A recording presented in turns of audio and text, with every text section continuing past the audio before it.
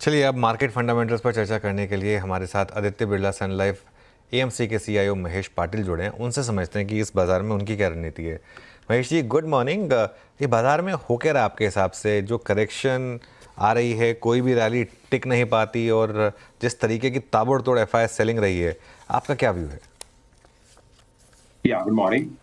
So market में I mean last एक दो क्वार्टर से हमने देख रहे हैं कि एक तो जो कंपनीज के जो नतीजे आ रहे हैं वहां पे जो ग्रोथ मोमेंटम थी, पहले जो 3 साल के आई मीन 21 22 24 3 साल के लिए जो अर्निंग्स की जो ग्रोथ थी, वो मोमेंटम ग्रोथ स्लो डाउन हो गई है।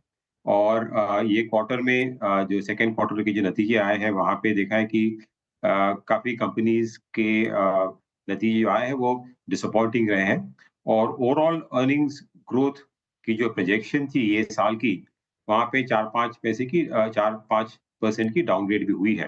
तो क्लियरली एक जो रफ्तार थी, जो गति थी कंपनीज की ग्रोथ की, वो थोड़ी सी स्लो डाउन हुई है।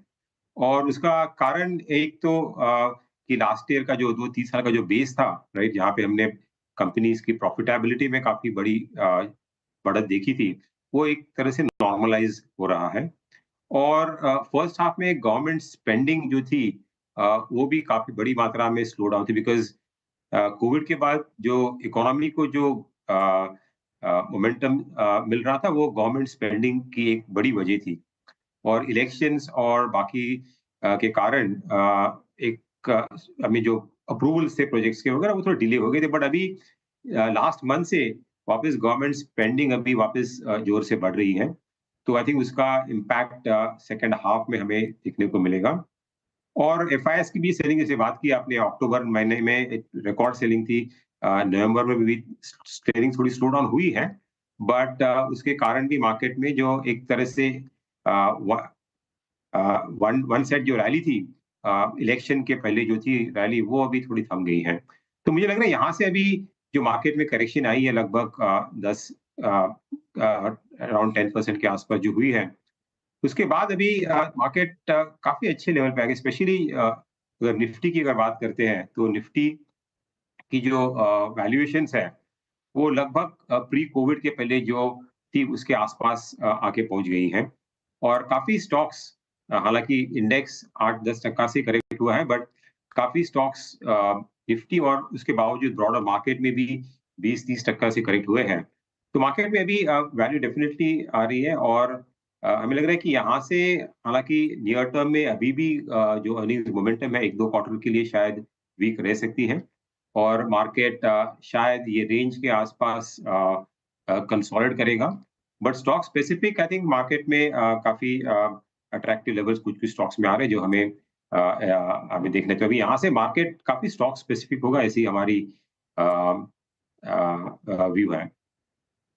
स्टॉक स्पेसिफिक होगा, बिल्कुल। अच्छा, एक तो जो टॉकिंग पॉइंट्स रहे हैं मार्केट के, उसमें सबसे इम्पोर्टेंट रहा है पिछला अर्निंग सीजन जो काफ़ी ख़राब रहा, खासतौर से कंजम्पशन में।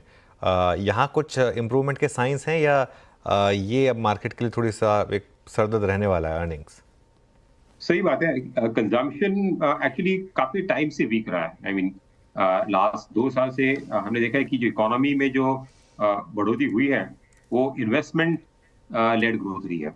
अगेन कैपेक्स और गवर्नमेंट स्पेंडिंग सबसे ज़्यादा रही है, बट कंजम्पशन अभी भी लैग कर रहा है, जो कि प्री कोविड की जो ट्रेंड थी, उसको लैग अभी भी कर रहा है। और उम्मीद थी कि ये साल में थोड़ी रूरल इकोनॉमी में अपलिफ्ट मिलेगी, जहाँ से कंजम्पशन को यहाँ से बूस्ट मिलेगी। बट फर्स्ट हाफ में भी काफ़ी वीक रहा है। और उसका कारण एक, जैसे मैंने बोला कि ओवरऑल सिस्टम में जो लिक्विडिटी थी, वो थोड़ी वीक थी। गवर्नमेंट स्पेंडिंग कम थी, तो जो मनी जो बोलते हैं at the hands of the consumer, वो थोड़ा कम हो गया था। उसके कारण भी एक इम्पैक्ट है। But I think monsoons overall ठीक रहे हैं, तो अभी जो फार्म इनकम जो आएँगे, ओके, उसके कारण सेकंड हाफ में आई थिंक यहाँ से डेफिनिटली फर्स्ट हाफ के मुकाबले जो हमें बहुत ही कम वॉल्यूम ग्रोथ दिखी थी काफ़ी कंज्यूमर कंपनीज़ की, वो हमें इम्प्रूव होती हुई दिख रही है।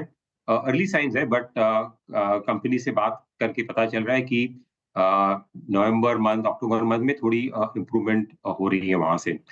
तो मुझे लग रहा है कि एक तरह से कंज्यूमर सेक्टर यहाँ से बॉटम आउट हुआ है in terms of growth.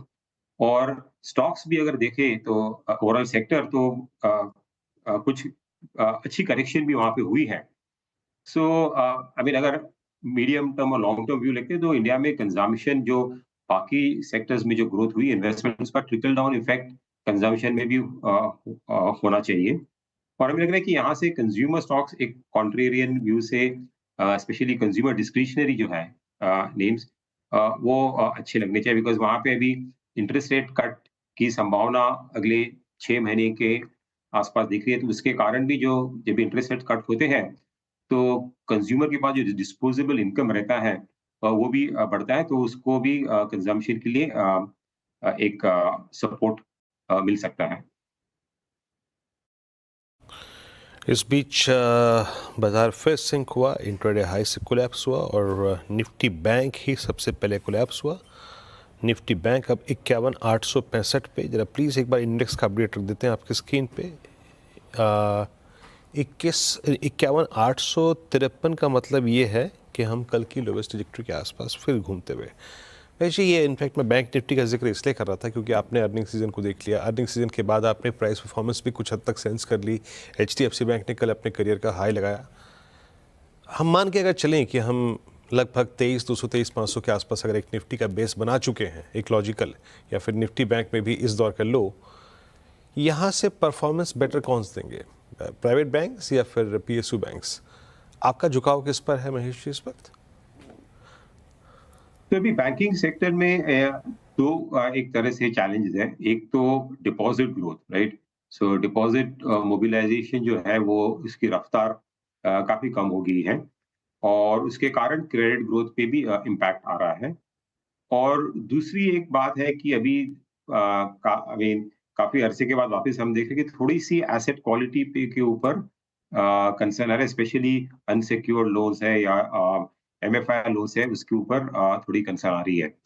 But overall अगर देखा जाए तो मुझे लग रहा है कि अभी लास्ट 1-2 साल में जो PSU बैंक्स थी, वहाँ पे हमने बड़ी अच्छी ग्रोथ दिखी है, काफ़ी बड़ी मात्रा में उनकी प्रॉफिटेबिलिटी इम्प्रूव हुई है। और जो क्रेडिट साइकिल है, वो एक तरह से काफ़ी अच्छा था। आई मीन क्रेडिट कॉस्ट एक बहुत कम नीचे आ गए थे और उसका बेनिफिट सबसे ज़्यादा PSU बैंक्स को मिला था कि उनके नॉर्मली उनके NPAs काफ़ी बड़े रहते हैं। तो एक तरह से PSU बैंक्स में अर्निंग्स ग्रोथ और मल्टीपल री-रेटिंग काफ़ी हद तक हो गई है। यहाँ से हमें लग रहा है कि अभी आपको फोकस ज़्यादा एसेट क्वालिटी पे देखना चाहिए बिकॉज़ लास्ट 2-3 साल में एसेट क्वालिटी की कोई चिंता थी नहीं।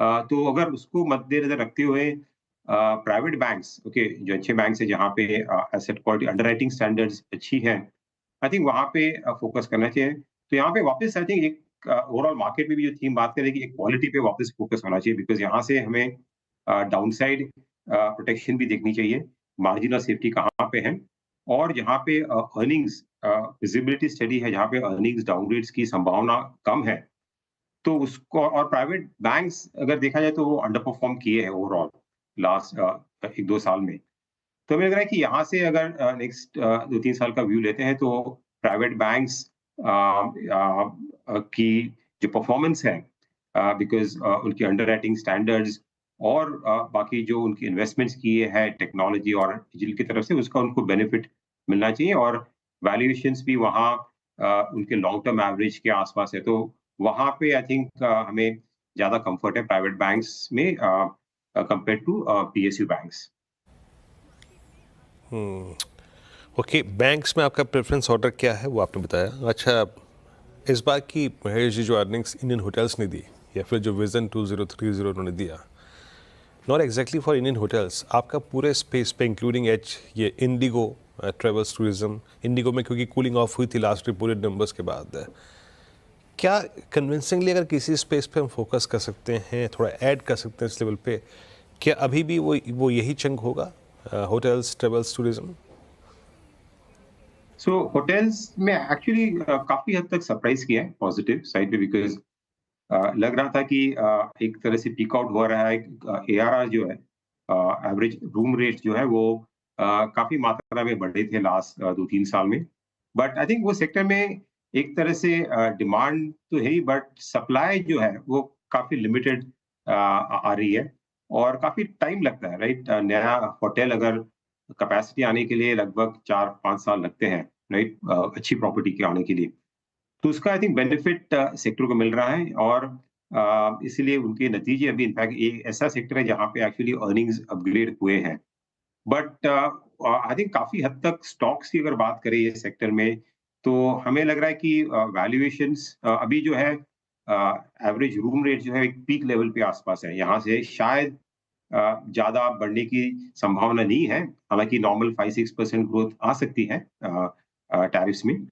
बट वैल्यूएशंस एक पीक लेवल के, इसलिए वैल्यूएशन से देखा जाए तो यहाँ पे ज्यादा कंफर्ट नहीं है, बट आउटलुक अभी भी ये सेक्टर में हमें ठीक लग रहा है अगले 1-2 साल के लिए। आई थिंक जो सिचुएशन है डिमांड सप्लाई की, और एविएशन सेक्टर की बात करें तो वहां पे भी आई थिंक एक तरफ से कॉम्पिटिटिव इंटेंसिटी है वो काफी कम हो गई है, राइट? यहाँ से जो बाकी के जो प्लेयर है, लीडर को छोड़ के बाकी लोग काफी ब्लीड कर रहे हैं, और ओवरऑल डिमांड जो है वो स्टेडी है।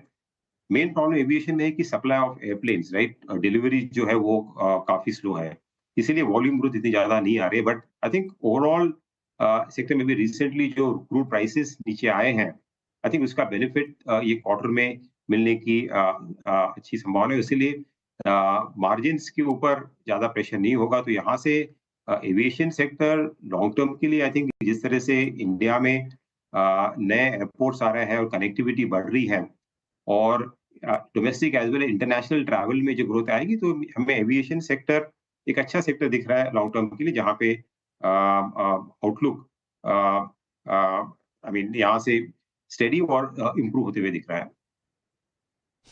आईटी पर क्या भी होगा अब आपका महेश जी? किसके ऊपर? इंडियन आईटी सेक्टर के ऊपर। आईटी सेक्टर में हमारा व्यू पॉजिटिव रहा है लगभग लास्ट 3-6 महीने से। अगेन ये सेक्टर सबसे पहले बॉटम आउट हुआ था, right? Last year because US की ग्रोथ कंसर्न्स के लिए, और हमने देखा था कि ये साल में ग्रोथ है जो है वो काफी नीचे आगे अराउंड 4-5% के आसपास आईटी सेक्टर की ग्रोथ आके खड़ी हुई है। बट यहाँ से आई थिंक एक तरह से बॉटम आउट हुआ है सेक्टर, और कंपनीज की जो अगर कमेंट्री देखते हो लास्ट क्वार्टर की और इसके पहले भी, तो एक ग्रीन शूट्स दिख रहे हैं कुछ कुछ सेक्टर में, जैसे कि बीएफएसआई सेगमेंट जो है, जो कि बहुत बड़ा सेगमेंट है आईटी सेक्टर के लिए, तो वहां पे ग्रीन शूट्स दिख रहे हैं। मैन्युफैक्चरिंग सेक्टर में भी दिख रहे हैं, स्पेशली यूएस में। और यूएस में ट्रम्प के आने के बाद आई थिंक यूएस कंपनीज के लिए ये पॉजिटिव होगा, राइट? यूएस इकोनॉमी के लिए ऐसा माना जाता है कि वो पॉजिटिव होगा।